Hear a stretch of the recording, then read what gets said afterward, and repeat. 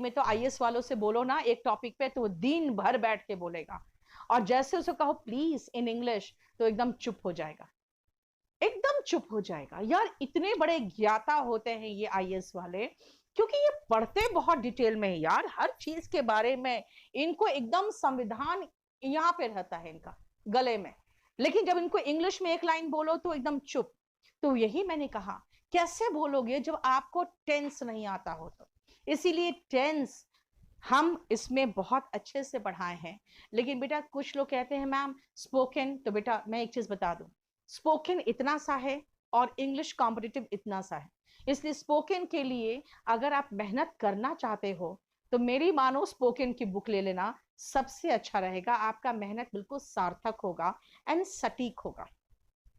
Competitive exam का जो English ना बेटा, वो उन सेक्शंस को ज्यादा टच करता है जो आपके हिंदी मीडियम इंग्लिश मीडियम दोनों को नहीं आता। वो बेसिक तो टच करेगा ही।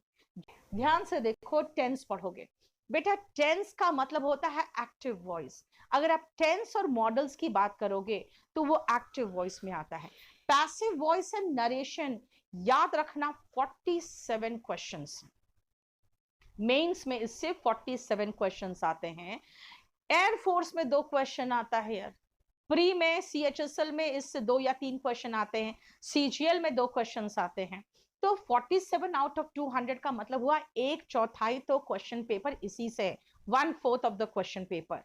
इसको करने के बाद अगर आप कहोगे मैम थोड़ा सा और एक्सेप्शनल मूड बेस्ड हो, थोड़ा सा हाई लेवल हो, तो बेटा क्लास नोट्स देख लेना। क्लास नोट्स के ऊपर तो कुछ नहीं है, क्योंकि क्लास नोट्स को मैंने ध्यान में रख के बनाया था। 2016 का मेंस का जो मेंस का पेपर आया था एसएससी में, टफ आया था, काफी टफ आया था, मैंने उसको ध्यान में रख के बनाया था। इसीलिए याद रखना कि इसको करने के बाद आप 99% क्वेश्चंस में नहीं फंसोगे।